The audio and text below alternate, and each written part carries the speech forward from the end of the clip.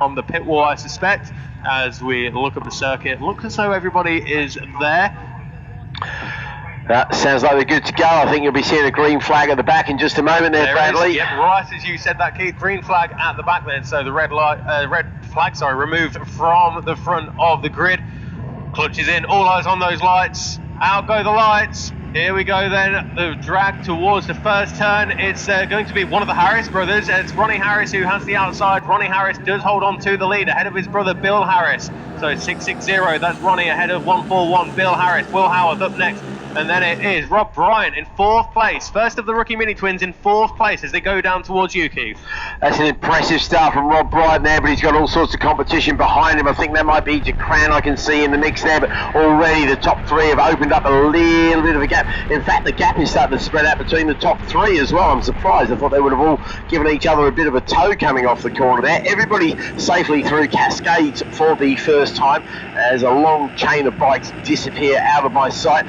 Once again, it'll be going to be interesting to see the lap times. I wouldn't be surprised if we saw yesterday's lap record maybe not getting broken, certainly just giving a slight hard time. We obviously saw it in the 600s just before, and that was the way of the world yesterday, where the 600s set the lap record, followed very rapidly by the Minitwins, though that lap record in the 600s is to be confirmed, as we like to say. Anyway, Ronnie Harris, that white helmet, beaming in the gloom here at Alton Park. He's well away. Howarth is chasing very hard after Bill there. Is that Mitch Decran, I think, running in 4th. There's Steve Costin behind him. There's the first of the rookies, or both rookies actually. Top 2 rookies. I'm guessing one of those will be Jack Noble. Didn't quite pick it up as I keep turning my head to make sure everybody's safely through. The first part of this is where obviously we get a lot of action as people break down the hill there. They disappear up, out, off site. But Ronnie Harris is looking very good in this one already, I think, Bradley. That is an impressive lead there for Ronnie Harris as he goes around Lodge. I can just see that he's starting to break away from the chasing pack. The chasing 2, in fact, because look at the lead that the top 3 have over the rest of the field. Through goes Ronnie Harris. He has a 1.5 second lead over Bill Harris. So 2 Harris brothers at the front of this race. Will Howarth in 3rd place.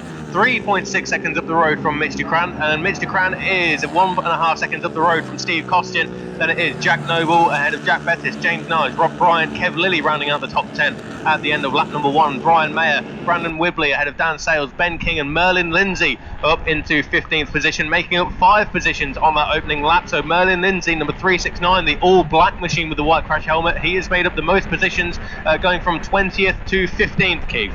Okay, that's a reasonable move for him, so good start to the race. Let's see how far the field he can go. So Ronnie Harris is starting to escape already, as you mentioned, Bradley, and behind him Howarth and Bill are having their own good little scrap. I could see Howarth trying to line himself up, get himself in a perfect position for a tow as they went down the long straight towards Island Bend. Here comes Ronnie over the top. Gap already. He has had a remarkable opening a couple of laps there, and Bill, I don't know if Bill is actually holding Will up, or maybe Will just doesn't quite have enough to find a way, because Bill's looking quite good in his own right. In fact, he's actually opened up the gap coming out of the chicane here. There goes the battle between Decran and Costin, best of the rest. Here comes, who's the leading rookie there, mate? Is it Jack Noble? It is Jack Noble. He's doing a great job there. He's well up with the main contenders. Obviously, we see this. If people do go out with the main class, they tend to pick up their pace. Somebody, unfortunately, rolling to a DNF at the straight-on section here. Always very annoying to do. I'll see if I can pick up that rider. That is... hang on, the number 85 machine by the look of it. 85 would be Richard Turnbull. Unfortunately, Mr. Turnbull will not be taking further part in this race. He was a DNF yesterday as well. Oh, was he? He took the front of the left at his yesterday, did Richard Turnbull. Okay, maybe that's a hangover from yesterday's incident at all. It looks like a mechanical issue of some sort, so maybe he needs to go and see Mr. Reynolds and get Mr. Reynolds to have a quick look and a quick spanner of there. Leaders back across the line. I think track conditions are okay now because Ronnie Harris at the end of the first of the flying laps here, lap number 2 of 9 complete, 1 minute 49.392. That is half a second away from where he was yesterday. Yeah. That is his new lap record, as he said there yesterday as well. So he's half a second away from his own lap record from yesterday. Bill Harris at 1 minute 50.0. Will Howarth at 1 minute 50.3, so 0.3 of a second slower than Bill Harris, but interestingly enough, Purple in sector number 2 was Will Howard. Steve Costin through on Mitch Ducran on that lap. Leader of the rookie Minitwins is Jack Noble. He is 6th position at the moment. Jack Betters and James Narge stay where they are because Kev Lilly, Brian Mayer make their way through on Rob Bryan. Dan Sales are through on Brennan Whipley as well. Ben King, Martin Siggins, Lee Healy and Merlin Lindsay drops a couple of positions on that lap. But the field being rounded out at the moment by the 17 of Fernley. So that is a 26 strong Minitwin field, Keith. Looks like Costin's found his way past on Ducran as they come past me here as well. Jack Noble's dropped a place as well, but he's still the leading rookie as the Stricken machine makes his own way back to the paddock using the slip road just off to the right here. So that's all good. No need for the van of shame to come a-running as everybody else makes their way safely through. I can't believe how much the field spreads out so quickly in these races. There really is a big difference between being a hero and a zero, isn't there? Certainly is. Here's a change in second place. Will Howarth at the inside of Bill Harris. So Will Howarth, does he run wide at Old Hall? We'll keep an eye on it. All they're side by side down the avenue, but I think Bill Harris has just got the momentum and reclaims that second place as they go out of sight through Denton's and now onto Cascades. I think that might have been a brief thing. It's very hard to tell because they're both quite black. I'm pretty sure that is Howarth who's now established himself in second, because I think Will is the blacker of those two as far as the leather colours go. But we'll wait and see if Bill Harris can fight back, because he'd dearly love to hold Mr. Howarth behind him just to get a few extra points, 4 extra points for his brother in the championship chase, because this is the second round in the long championship chase, and Ronnie and Will Howarth are the two leaders at the moment. Steve Costin's in third. Poor old Bill Harris had a wretched time at Brands Hatch. Remarkably, he had 3 crashes on the Saturday, once in qualifying and once in each of the races. So he definitely knows how to fall off, and he definitely knows how to go quick, because when he finishes well, he finishes on the podium. In fact, he was the first of the Harris brothers to win a race. But it is Will Howarth who has now taken over the second place running, but Bill Harris is giving him a hard time all the way up the track. That battle between Costin and Ducran, the brightly coloured machines, that comes past us. Mitch using all the road, trying desperately to find a way past. There goes the 27 chased by Jack Noble as well there. Very colourful 115 machine just making its way through. Brian Mayer. That's Brian Mayer looking good. He had some problems yesterday as well, Brian, if I remember rightly. Yeah, DNF in race number 2. Yep. Most people have got somebody to play with around the track somewhere. A few lonely people.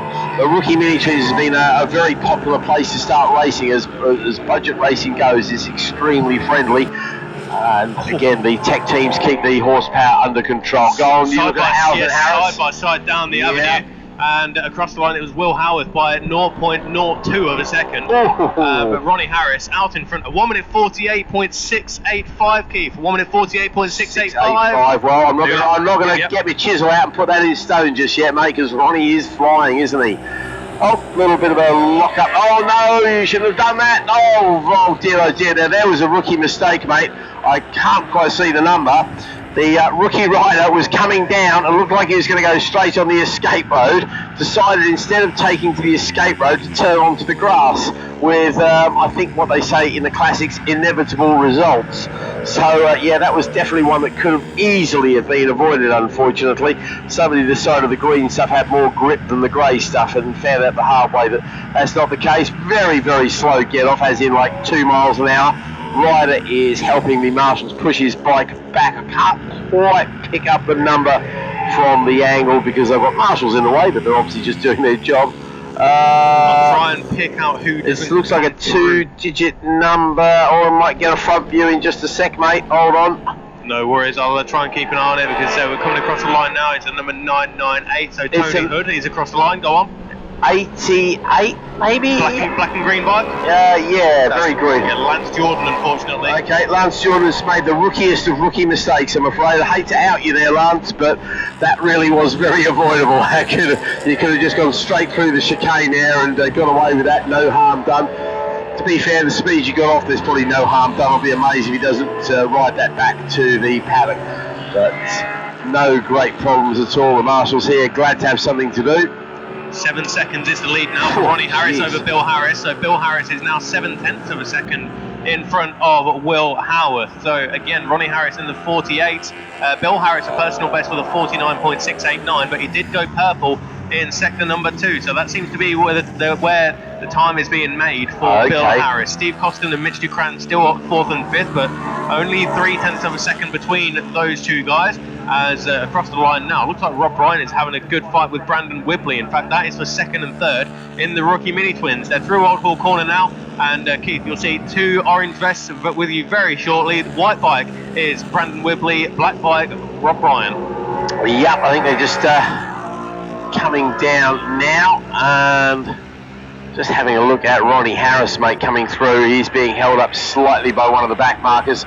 By slightly, I mean it takes him, he has to go a little bit wider to come past. Again, he uses all the track there, showing people how it's being done. Really good. There goes that Howarth and Harris battle, and you're right, it looks like Harris Bill has definitely got the measure of Howarth at the moment. He's doing a great job there.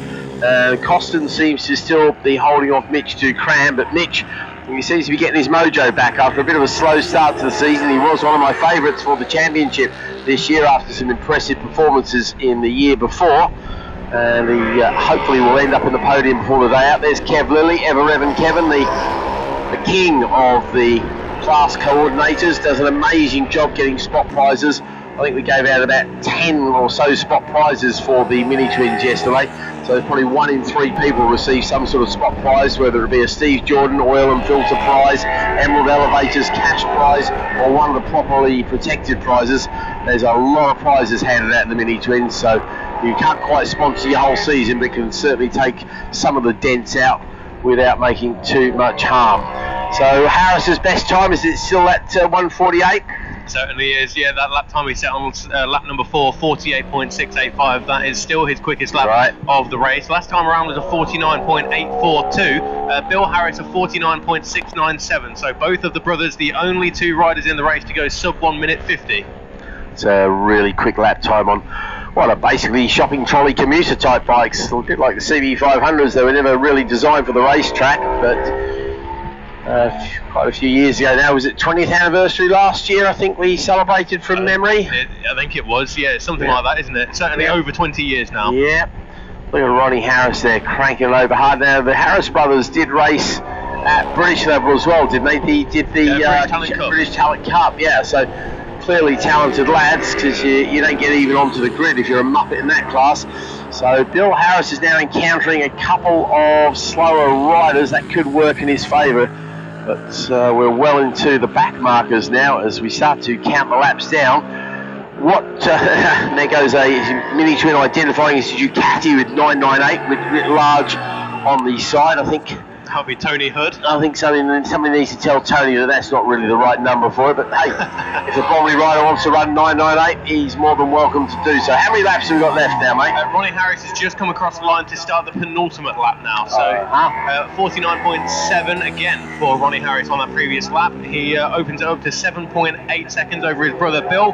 Will Howarth is up next. It's spread out a little bit between Bill Harris and Will Howarth to 1 second exactly. So 1 second between Bill Harris and Will Howarth, but plenty of clear track between himself and Steve Costin, who has put some daylight between himself and Mitch Ducran. That is for 4th and 5th place as they make their way through on that 998 machine of Tony Hood. So the top 5 are through. There goes James Nage on the 112 machine. Kev Lilly up next. Then it's the first of the rookie Minitwins, Jack Noble. Jack Bettis up next on bike number 27. Brian Mayer rounds out the top 10. He's in towards Old Hall Corner now on the green and orange number 115. There's the 140 of Dan Sales, and it's Brandon Whibley and Rob Bryan still fighting for the silver medal in the rookie Minitwins, but they do only have 2 laps left to do it. That could well be the battle of the series this year. Actually, Rob Bryan, Jack Noble and Brandon Whibley, they were the top 3 following the first round of Brands Hatch, and they took most of the podiums between them. Reece Quantrell was another man on the podium, but he didn't make it to the Sunday, unfortunately, at Brands Hatch, and he's obviously not here, which is going to definitely curtail any chance in the championship. Not totally, but it does help if you can turn up in every single round and just keep putting the points away, which is exactly what Bryant and Noble are doing. None better than Noble, of course, leading the way. See what you mean about that gap between Steve and Mitch. It's looking very comfortably in Steve's favour at the moment. And I've got to ask, where's Martin Siggins running? Martin Siggins, 16th overall, 13th in class. Okay, there you go. That's one for Del. Oh, 998 has decided to identify as a lawnmower instead this lap as he cuts the grass. Fortunately, without bringing any of it or himself on the track in pieces. So just a little bit of a minor off-track excursion there for Mr. Hood. So he keeps it upright. Last lap flag is out, and that time around it's a 48.762 for Ronnie Harris, which I think is still underneath the old lap record. Yes, for his old lap record. Yeah, so Bill Harris and Will Howard still 1.1 seconds separating them. Steve Costin and Mitch Ducran, 2.8 seconds between Steve and Mitch, and that is inside the top 5. James Nage, a lonely ride, but a strong ride in 6th at the moment as he starts this final lap. Kev Lilly in 7th position, 8th position overall, 24 with the orange bib. That's Jack Noble. Through goes Jack Bettis, and then Brian Mayer still rounding out the top 10. But I want to see that battle between the 2nd and 3rd of the rookie Minitwins, because they're coming towards me now. Rob Bryan up the inside of Whibley. Rob Bryan, he's on the brakes there. A little bit of protest from the rear wheel, but he runs wide on the exit of Old Hall Corner. They're down the avenue. A couple of guys in front of them. Whibley's looking for the inside. Looks like Bryan just chopped his nose there, Keith, and holds on to it. Yes, nose to tail stuff there. Oh, there was a big chop there as one of the lap riders just takes his normal line, which he's quite entitled to do. Wasn't expecting to see two rookies go at him nose and tail. Didn't cause any great problems, so that could have been very close indeed. I see what you mean there. Definitely good little battle between those two. Certainly no battles in the top 3. They've all gone past me very relaxed indeed. Here comes Costin in 4th. That'll be Ducran in 5th place behind him as we see somebody else overtaking behind. But I think again that's somebody on one of the back marking riders, because there are quite a few back markers. That's the trouble with the 9-lap race. It does get a little bit confusing around here. Waiting for those two rookies to come and join us. You say the minor placings in the rookie championship. Just while you're waiting for those guys, the top 3 are across the line. Ronnie Harris, wow. Bill Harris and Will Howard. That's your podium. Okay, here we go then. Here's the two arguing rookies, and it is the 140 ahead of the 128 as they come past me with another one in their slipstream as well, mate. Yeah, it's the 128 of Whibley and the 606 of Rob Bryan. Keep a very close eye on their sector time as Steve Costin comes across the line. Looks like Bryan has lost half a second between himself and Brandon Whibley, the man in front. So the top 4 are across the line now. Next up, it's going to be James Nage. So James Nage across the line. There's Kev Lilly. Mitch Ducran has not yet come across the line, Keith. I'll keep an eye on that one. But Mitch Ducran not yet across the line. Jack Noble, number 24, he takes the win in the rookie Minitwins. Jack Bettis across the line now. And here they come in side-by-side action. Dan Sales is in the mix there as well, but who got it? It was Bryan who gets second place by 0.03 of a second. So Rob Bryan, he was right on the inside there at Deers League, but he claims those extra 4 points that you get between 3rd and 2nd. So 20 points for Rob Bryan, 16 points for Brandon Whibley. But that was a great race between those two rookie riders. So from the top then, Ronnie Harris 8.1 seconds ahead of Bill Harris at the end of that 9-lap properly protected MRO Minitwin race. Merlin Lindsay's across the line, very happy with his performance.